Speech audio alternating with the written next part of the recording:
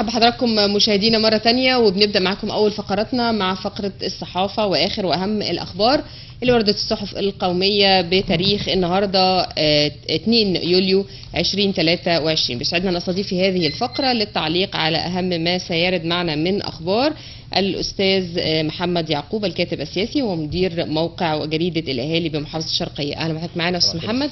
كل سنة وحضرتك طيب. طيب خلينا نبدأ مع حضرتك ومع كل السادة المشاهدين. وجريدة الأهرام 16.5 مليار دولار استثمارات بترولية جديدة.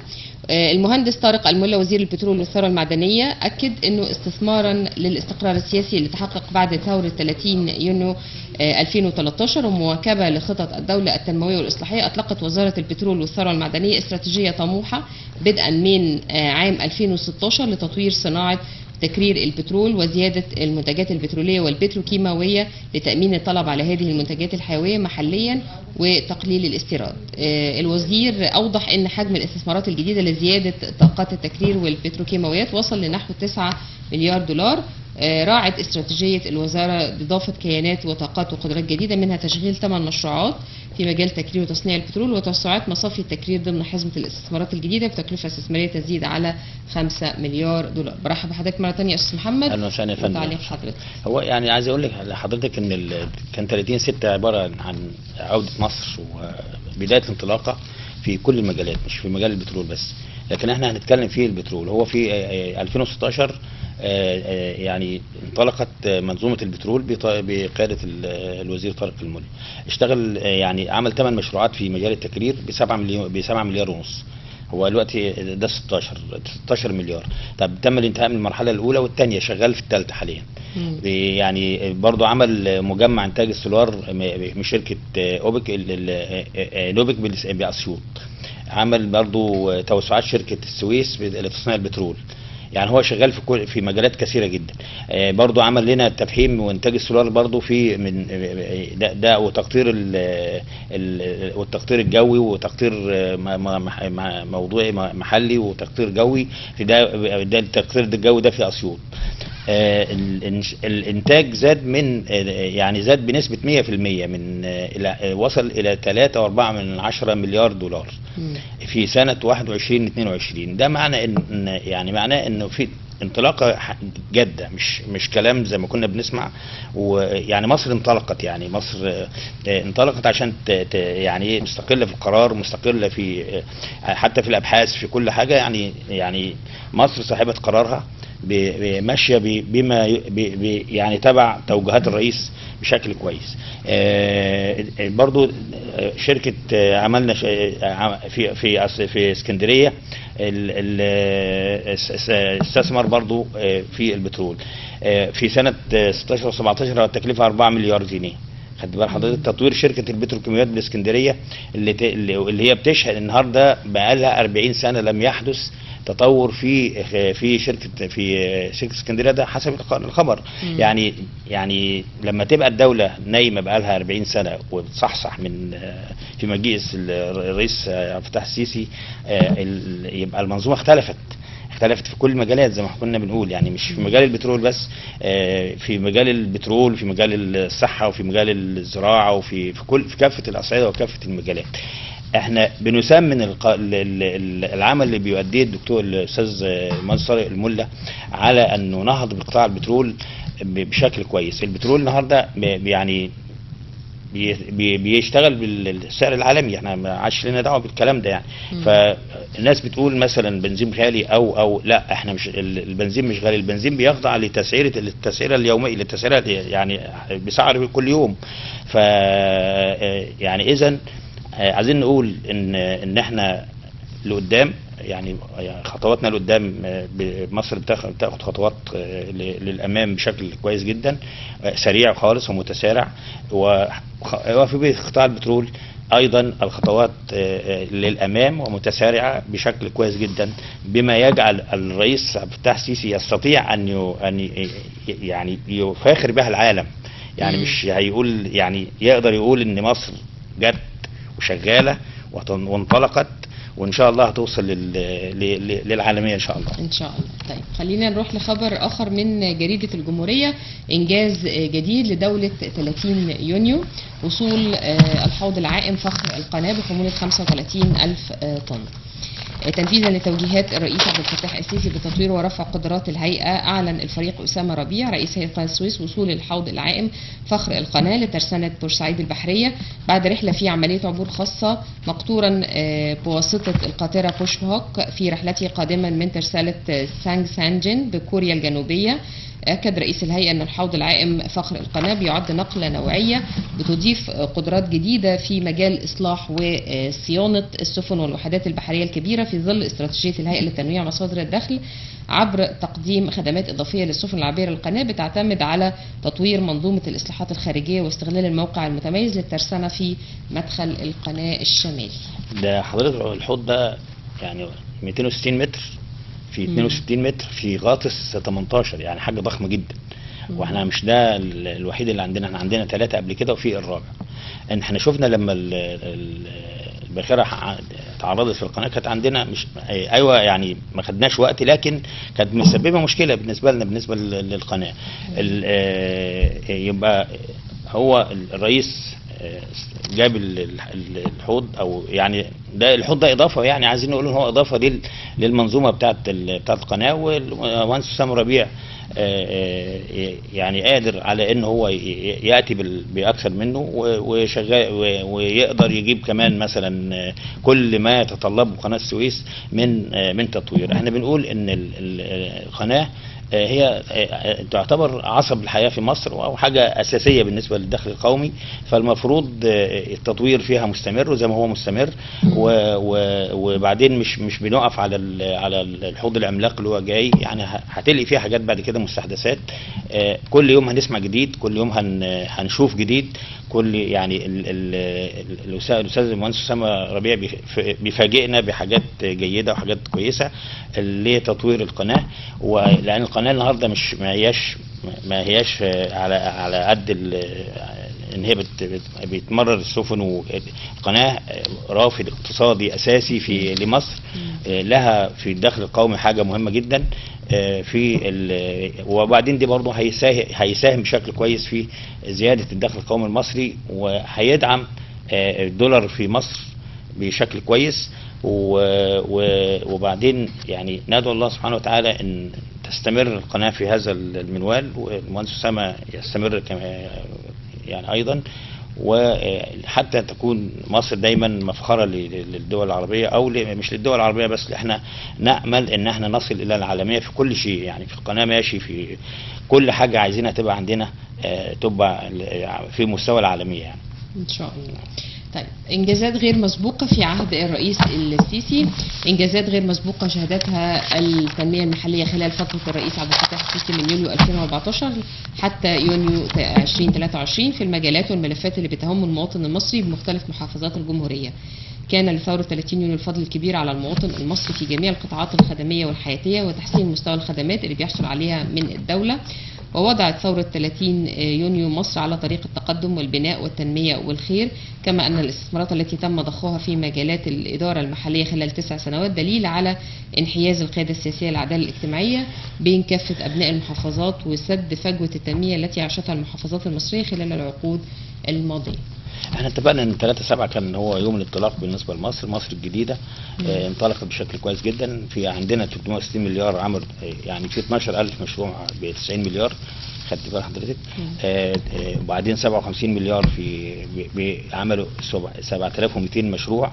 انت عارف حضرتك لو انت في المحافظات هتشوف الكلام ده كويس، يعني المحافظات شغاله زي خليه النحل يعني. فبرضه 35 مليار ل 5000 مشروع من الكهرباء، 10 مليار في مجالات الإطفاء. انت حضرتك دلوقتي معظم القرى عندنا في الشرقية أصبح فيها نقطة إطفاء.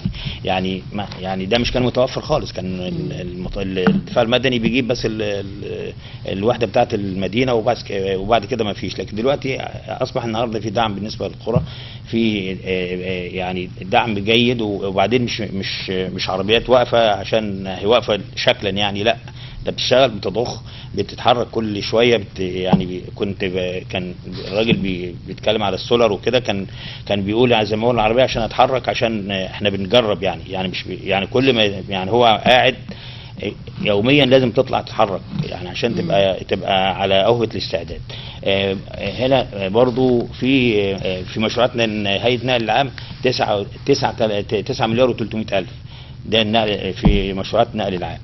في اصلاح يعني شوف حضرتك، هم لما يصلحوا كام اتوبيس؟ 2000 اتوبيس، يعني ده 2000 اتوبيس، دي منظومه تانية خالص، ده يعني ده دوله تانية يعني. خدت بال حضرتك؟ يعني 120 تعالي على سينا بقى اللي كنا احنا اهملنا فيها ومش عايزين نتحرك معاها وازاي نتكلم معاها. شوفي دي 120 كيلو الرصف في سينا وصل الى يعني حوالي 120 كيلو وده جاي منين؟ جاي من التمويل السعودي، من الصندوق السعودي، بتكلفه 3 مليار جنيه يعني.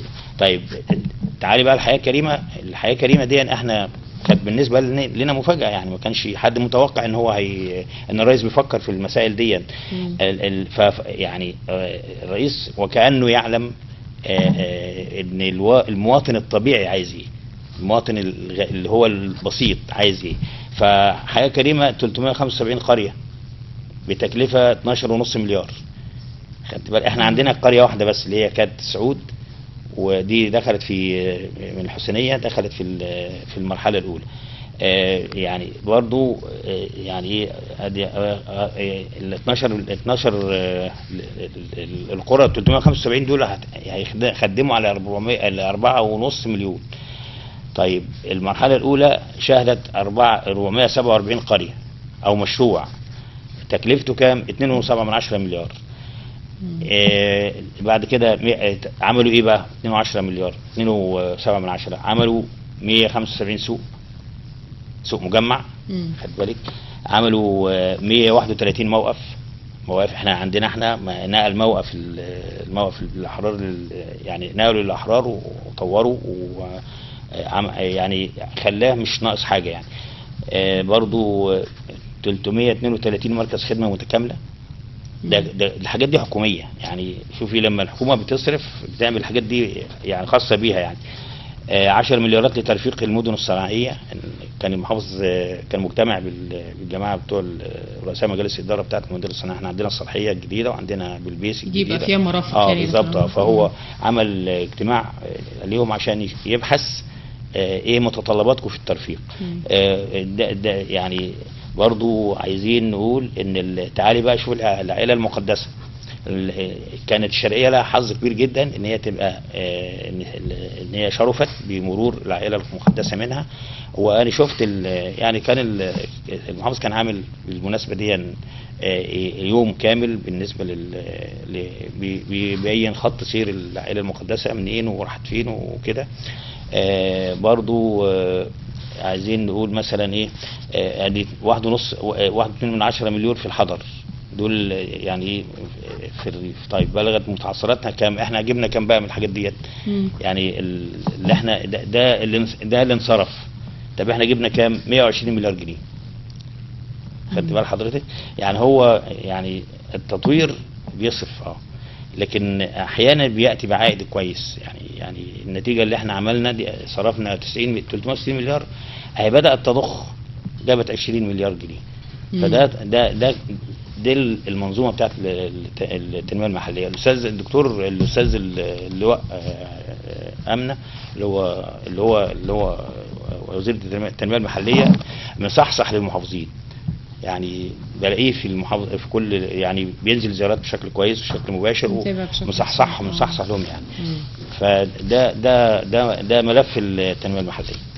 طيب خلينا نروح بقى للاحتفال بالعيد والهروب الى الطبيعه. اقبال كبير على المتنزهات والحدائق في رابع ايام العيد، واسر بالقناطر وحديقه الحيوان متنفس الشرقويه، ومسابقات بكفر الشيخ، وهدايا بالغربيه. الرئيس بقى يعني عايز يشارك الناس في الاحتفال، فبيدي هدايا للاطفال، ويعني هدايا كده تقريبا عينيه. وده يعني تعالي بقى نقول ان الاسبوع ده بالذات كان اسبوع العيد واسبوع الاحتفالات، يعني تصادف ان هو ياتي في احتفالات العيد مع احتفالات الثوره، يعني مع احتفالات ذكرى الثوره. فكانت الدنيا مبتهجه، يعني الناس مبسوطه، الناس يعني طالعين المصايف، رايحين الامن صراحه متواجد بشكل كويس يعني. وافتتاح رسمي كمان للموسم الصيفي. للموسم الصيفي ده 60 فدان، هم يعني 60 فدان اللي هم الحدائق بتاعتنا في 60 فدان. احنا عندنا تقريبا في الشرقيه حديقه الحيوان، وبعدين حديقه الحيوان اضافوا ليها حيوانات جديده. فيعني ودي محافظه القليوبيه برضو، محافظه القليوبيه حصل فيها تطوير بقى. تطوير جدا. يعني النهارده كان الاول ما تعرفيش، احنا كنا الاول بصي يعني ما حد يجي يتكلم عن حديقه الحيوان دي ما هي مهمله، هنروح نعمل ايه؟ مش بنسمع عنها، ما بنسمعش عنها خالص يعني. لكن دلوقتي اهي بقت تشتغل، يعني تشتغلوا فيها النهارده، بيستحدثوا فيها، يعني مش ناسيينها، لا بيستحدثوا فيها. احنا برضو يعني مش عايزين ننسى الناس اللي هم بتوع الناس اللي وقفوا لتظبيط المسائل دي. يعني القيادات الطبيعيه وقفت، الرجال يعني ايه الناس اللي هم يعني بيبقوا متواجدين، الناس القيادات المحليه وقفت. يعني عايزين نقول ان مثلا عايزين نقول في الامن مثلا، كان محمد احنا عندنا فؤوس على النطاق الصغير. احنا عايزين لو اتكلمنا على المحافظه هنقول سيد مدير الامن وكده يعني.